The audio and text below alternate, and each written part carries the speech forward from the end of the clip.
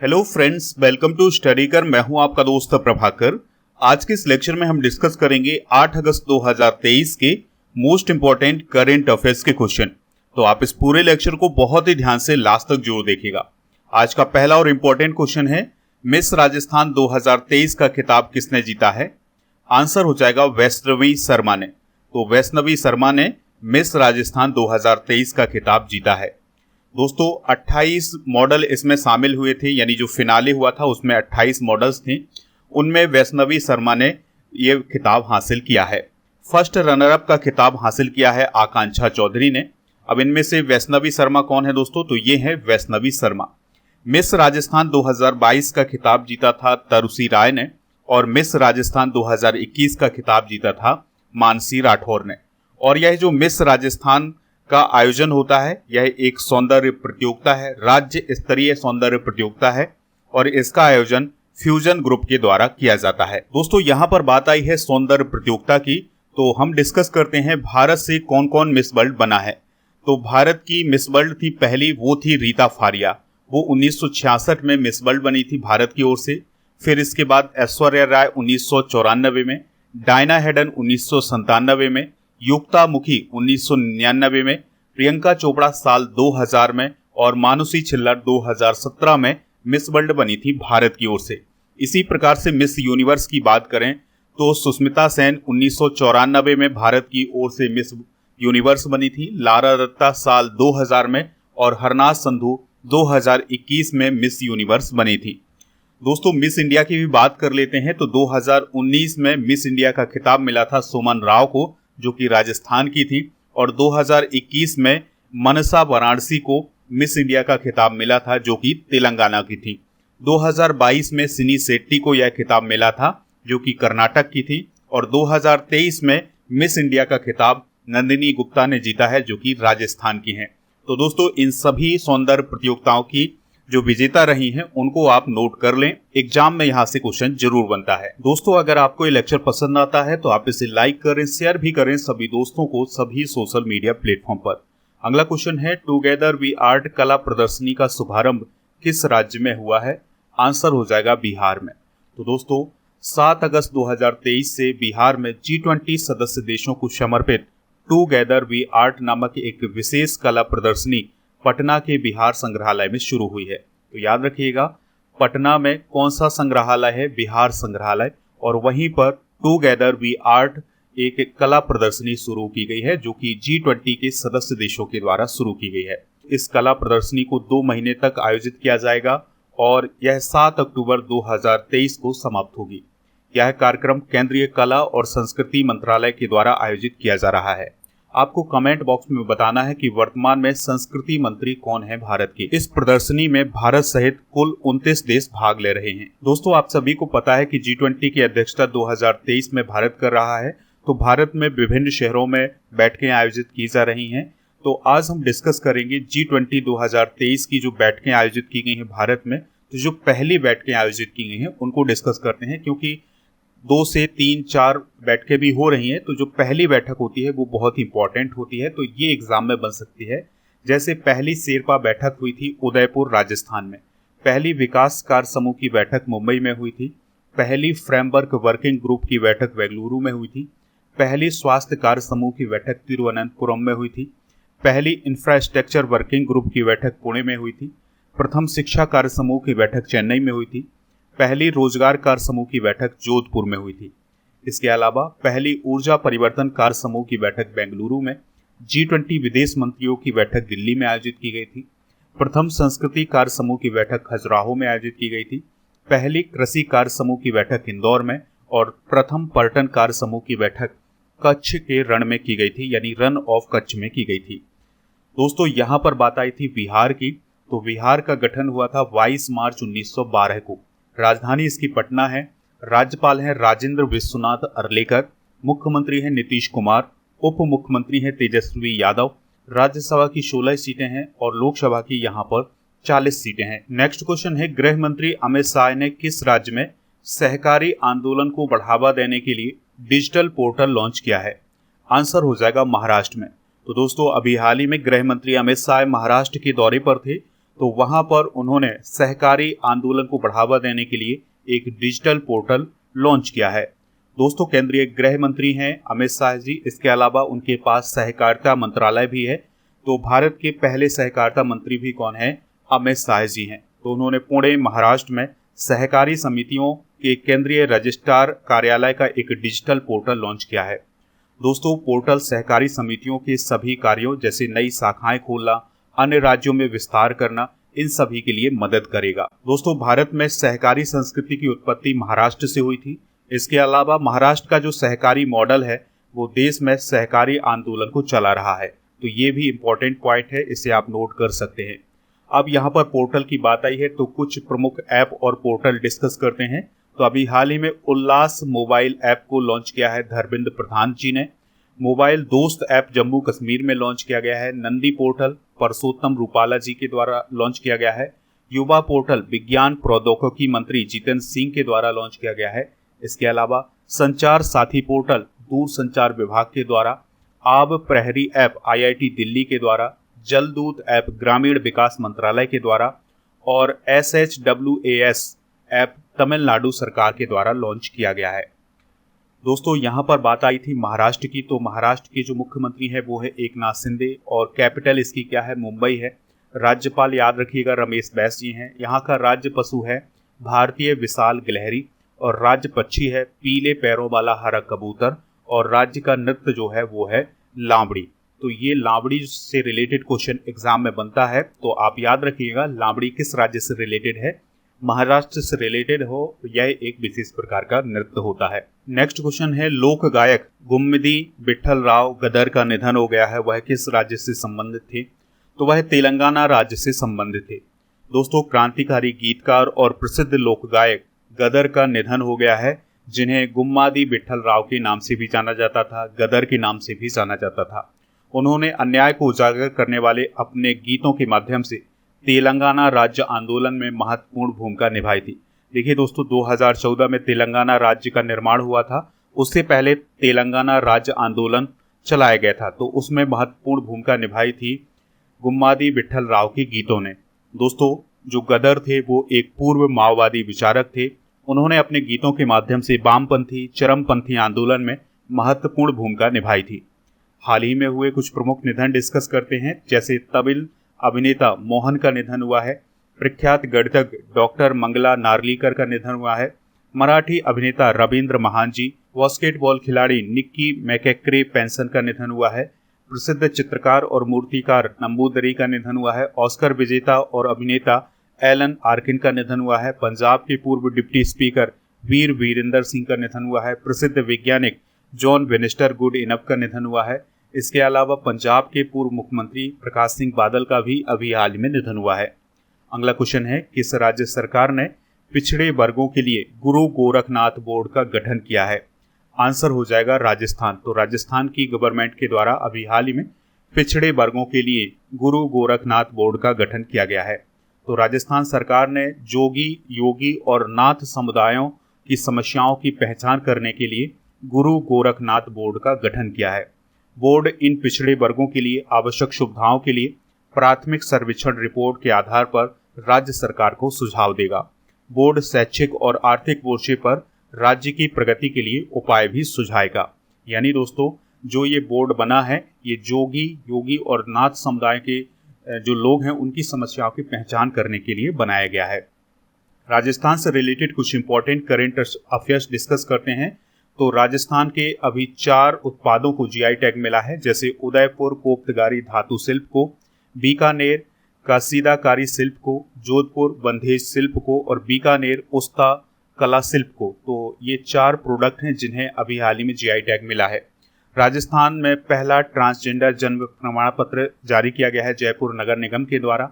राजस्थान सरकार ने भारत का पहला गिग श्रमिक अधिकार विधेयक पेश किया है और जल जीवन कनेक्शन में राजस्थान 12वें स्थान पर है, जो अभी हाल ही में गणना की गई थी। अगला क्वेश्चन है CBIC के नए अध्यक्ष कौन बने हैं? आंसर हो जाएगा संजय कुमार अग्रवाल। तो दोस्तों, CBIC के नए अध्यक्ष कौन बने हैं? संजय कुमार अग्रवाल बने हैं। सबसे पहले ये जान लेते हैं कि CBIC का फुल फॉर्म क्या होता है। Central board of indirect taxes and customs. ठीक है, तो ये इसका फुल फॉर्म होता है। इसी के नए अध्यक्ष बने हैं संजय कुमार अग्रवाल। उन्होंने किसका स्थान लिया है? विवेक जौहरी का स्थान लिया है। संजय कुमार अग्रवाल का जो कार्यकाल होगा 2025 तक होगा। इसके अलावा एक और महत्वपूर्ण नियुक्ति की गई है। सीबीआईसी में सुरजीत भुजबल को सदस्य जांच के रूप में नियुक्त किया गया है। हाल ही में की गई कुछ महत्वपूर्ण नियुक्तियां डिस्कस करते हैं। तो रोहित जाबा हिंदुस्तान यूनिलीवर के एमडी और सीईओ बने हैं। तुषार मेहता भारत के सॉलिसिटर जनरल बने हैं। पीएम प्रसाद कोल इंडिया के अध्यक्ष और एमडी बने हैं। कामेश्वर राव कोडाबंती एसबीआई के सीएफओ बने हैं। हसमुख अधिया गिफ्ट सिटी के नए चेयरमैन बने हैं। स्वामीनाथन जानकी रमन आरबीआई के नए डिप्टी गवर्नर बने हैं। रवि सिन्हा जी रॉ के नए चीफ बने हैं और कमल किशोर चटिवाल आईजीएल के नए एमडी बने हैं। नेक्स्ट क्वेश्चन है, किस देश के द्वारा भारत के लिए 4 पारगमन मार्गों की अनुमति दी गई है? आंसर हो जाएगा बांग्लादेश। तो दोस्तों बांग्लादेश के द्वारा अभी हाल ही में व्यापारियों के लिए 4 मार्गों को खोला गया है, जिसमें भारत के जो पूर्वोत्तर राज्य हैं उनमें व्यापारियों तक माल पहुंच सकेगा, उन तक माल का परिवहन किया जा सकेगा। तो ये जो 4 मार्ग खोले गए हैं, इनमें पहला मार्ग है चटगांव पोर्ट अगरतला, दूसरा मार्ग है मोंगला पोर्ट अखौरा अगरतला, और तीसरा मार्ग है चटगांव बिबीर बाजार श्रीमंतपुर, और चौथा मार्ग है मोंगला पोर्ट श्रीमंतपुर। तो दोस्तों ये 4 मार्ग खोले गए हैं व्यापारियों के लिए, जिससे बांग्लादेश से जो माल का परिवहन है वो भारत के पूर्वोत्तर राज्यों में हो सके। तो इस प्रकार की सुविधा शुरू की गई है अभी हाल ही में बांग्लादेश के द्वारा। बांग्लादेश की बात करें तो इसका गठन हुआ था 16 दिसंबर 1971 को। राजधानी इसकी ढाका है। राष्ट्रपति कौन है? मोहम्मद शहाबुद्दीन। प्राइम मिनिस्टर हैं शेख हसीना। मुद्रा यहाँ की है बांग्लादेशी टका, और ऑफिशियल लैंग्वेज यहाँ की बंगाली है। अब एक क्वेश्चन आपके एग्जाम में और बनता है कि भारत के वो कौन कौन से राज्य हैं जिनकी सीमा बांग्लादेश से लगती है? आंसर हो जाएगा इसका पश्चिम बंगाल, मेघालय, असम और त्रिपुरा और मिजोरम।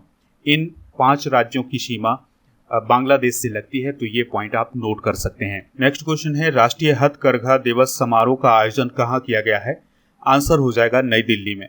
तो दोस्तों प्रधानमंत्री नरेंद्र मोदी ने नई दिल्ली में भारत मंडपम में राष्ट्रीय हथकरघा दिवस समारोह में भाग लिया।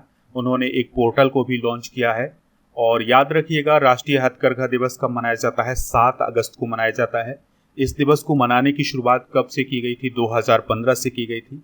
और यह दिवस क्यों मनाया जाता है? क्योंकि 1905 में जो स्वदेशी आंदोलन चलाया गया था, तो स्वदेशी आंदोलन की याद में यह दिवस मनाया जाता है। तो दोस्तों बंगाल विभाजन की घोषणा के बाद 7 अगस्त 1905 को औपचारिक तौर पर स्वदेशी आंदोलन शुरू हुआ था, जिसमें भारतीयों ने सरकारी सेवाओं, स्कूलों और न्यायालयों का बहिष्कार किया था। विदेशी कपड़ों की होली जलाई थी। विदेशी सामान के बहिष्कार से अंग्रेजों को आर्थिक नुकसान हुआ था और स्वदेशी चीज़ों की बिक्री भी बढ़ने लगी थी। तो ये था स्वदेशी आंदोलन। इसी आंदोलन को याद करने के लिए 7 अगस्त को राष्ट्रीय हथकरघा दिवस मनाया जाता है। भारत मंडपम की बात आई थी, यहाँ पर एक शब्द आया था भारत मंडपम। ये भारत मंडपम क्या है?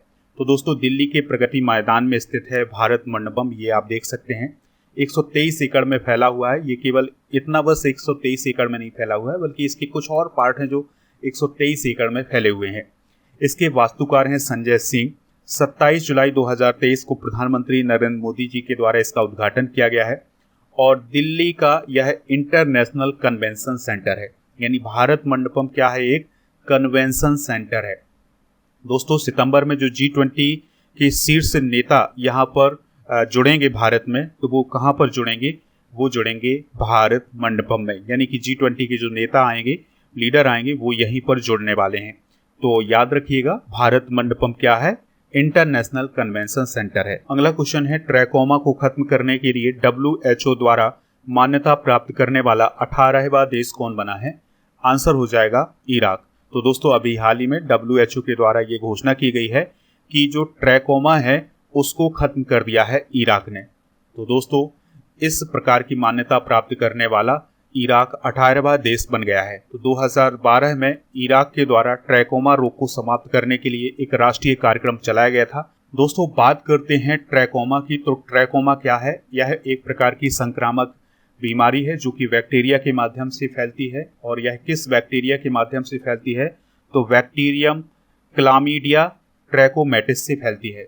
और दोस्तों इस बीमारी में हमारी जो आँख होती है, आँख की जो पलक होती है वो प्रभावित होती है और पलक की जो निचली परत होती है उसमें इन्फेक्शन फैल जाता है इस बैक्टीरिया के कारण। तो इसी रोग को बोला जाता है ट्रैकोमा। तो इस पर अभी हाल ही में विजय हासिल की है किसने? इराक ने। इसके अलावा WHO ने इराक के लिए एक और घोषणा की है कि इराक को ग्लोबल स्तर पर नेग्लेक्टेड ट्रॉपिकल डिजीज को नष्ट करने में सफलता हासिल की है और वह ऐसा करने वाला 50वां देश बना है। तो दोस्तों नेग्लेक्टेड ट्रॉपिकल डिजीज क्या होती हैं, जिससे हम फाइलेरिया या हाथी पांव बोल सकते हैं, काला जार और लेप्रोसी जिसे कुष्ठ रोग बोलते हैं, डेंगू, चिकनगुनिया, सर्पदंश, रेबीज, ये जो रोग होते हैं ये कहलाते हैं नेग्लेक्टेड ट्रॉपिकल डिजीज। तो इन पर भी सफलता हासिल की है किसने? इराक ने। तो इसकी घोषणा अभी हाल ही में WHO के द्वारा की गई है। बार बार बात आ रही है इराक की, तो इराक की कैपिटल है बगदाद और यह पश्चिम एशिया में स्थित एक देश है। राष्ट्रपति हैं अब्दुल लतीफ रशीद, प्रधानमंत्री हैं मोहम्मद सिया अल सुदानी। दोस्तों ये आप इराक की लोकेशन देख सकते हैं। इसकी जो सीमा है सीरिया, जॉर्डन, कुवैत, सऊदी अरब और इसके अलावा टर्की से भी लगती है और इसकी सीमा ईरान से भी लगती है। नेक्स्ट क्वेश्चन है, विश्व तीरंदाजी चैंपियनशिप में व्यक्तिगत स्पर्धा में अदिति स्वामी ने कौन सा मेडल जीता है? आंसर हो जाएगा गोल्ड मेडल जीता है। तो दोस्तों अदिति स्वामी की जो उम्र है वो है 17 साल और वो महाराष्ट्र की रहने वाली हैं। तो अभी हाल ही में जर्मनी के बर्लिन में विश्व तीरंदाजी चैंपियनशिप का आयोजन किया गया था। तो उसमें उन्होंने व्यक्तिगत स्पर्धा में गोल्ड मेडल हासिल किया है और यह चैंपियनशिप में भारत का पहला व्यक्तिगत गोल्ड है। विश्व तीरंदाजी चैंपियनशिप में अदिति सबसे कम उम्र की सीनियर विश्व चैंपियन बनी है।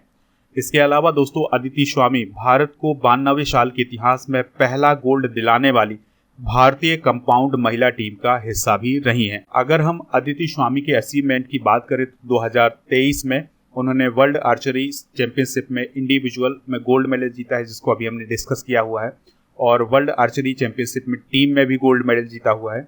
और 2023 में उन्होंने वर्ल्ड अंडर 18 आर्चरी चैंपियनशिप में इंडिविजुअल में भी गोल्ड मेडल जीता था। तो दोस्तों ये भारत का भविष्य है, आने वाले समय पर ये बहुत बड़े बड़े कारनामे करने वाली हैं। चलिए कल के करंट अफेयर्स को एक बार रिवाइज करते हैं, फिर इसके बाद जनरल नॉलेज के पिटारे को डिस्कस करेंगे। लास्ट में आपसे क्वेश्चन पूछेंगे जिसका आंसर कमेंट बॉक्स में देना है। तो कल का पहला क्वेश्चन था, किस देश में आपातकाल की घोषणा की गई है? आंसर हो जाएगा इथियोपिया में। शुभ यात्रा योजना किस राज्य में शुरू की गई है? केरल में। यूक्रेन शांति वार्ता का आयोजन कहाँ किया गया है? सऊदी अरब में। राष्ट्रीय हथकरघा दिवस 2023 कब मनाया गया है? 7 अगस्त को। किस भारतीय कंपनी ने फॉर्च्यून ग्लोबल 500 सूची में अपनी सर्वश्रेष्ठ रैंकिंग हासिल की है? रिलायंस इंडस्ट्रीज ने। Subroto Mukherjee sports education society ने किसके साथ फुटबॉल को बढ़ावा देने के लिए समझौता किया है? तो ऑल इंडिया फुटबॉल फेडरेशन के साथ। चंद्रयान 3 ने किसकी कक्षा में सफलतापूर्वक प्रवेश किया है? चंद्रमा की कक्षा में। किस देश के पूर्व पीएम इमरान खान को गिरफ्तार किया गया है? पाकिस्तान। और ब्रिक्स स्वास्थ्य मंत्रियों की बैठक में भारत की ओर से किसने हिस्सा लिया था? डॉक्टर मनसुख मांडविया जी ने। किस राज्य ने अपने सामाजिक सुरक्षा योजना का दायरा बढ़ाया है? तो उड़ीसा राज्य ने अपनी जो सामाजिक सुरक्षा योजना थी उसका दायरा बढ़ाया है। आज के जनरल नॉलेज के पिटारे में हम कुछ प्रमुख टाइगर रिजर्व डिस्कस करेंगे। तो जैसे मानस टाइगर रिजर्व असम में है, नामदफा टाइगर रिजर्व अरुणाचल प्रदेश में है, Nagarjuna Srisailam tiger reserve Andhra Pradesh में, वाल्मीकि टाइगर रिजर्व बिहार में, इंद्रावती टाइगर रिजर्व छत्तीसगढ़ में, पलामू टाइगर रिजर्व झारखंड में, डंपा टाइगर रिजर्व मिजोरम में और रणथंभौर टाइगर रिजर्व राजस्थान में है। तो ये हैं कुछ प्रमुख टाइगर रिजर्व, तो इनको आप नोट कर लीजिएगा। दोस्तों कल के करेंट अफेयर्स में जो क्वेश्चन पूछा गया था उसका आंसर था केरला। तो सभी लोगों ने इसका आंसर बताया है केरला। क्वेश्चन ये था कि शुभ यात्रा योजना किस राज्य में शुरू की गई है? तो वह केरला में शुरू की गई है। इसी प्रकार से दोस्तों आपको आंसर देना है। आपसे जो क्वेश्चन पूछा जाए उसका आंसर आप कमेंट बॉक्स में जरूर बताइएगा। अगर आपको डिटेल पता है तो डिटेल से भी आप आंसर दीजिएगा। तो दोस्तों आज का क्वेश्चन है, मिस राजस्थान 2023 का खिताब किसने जीता है? जो भी इसका राइट आंसर हो कमेंट बॉक्स में आप जरूर बताइएगा। हमें इंतजार रहेगा आपके आंसर का। मिलते हैं नेक्स्ट लेक्चर में, तब तक के लिए जय हिंद, वंदे मातरम।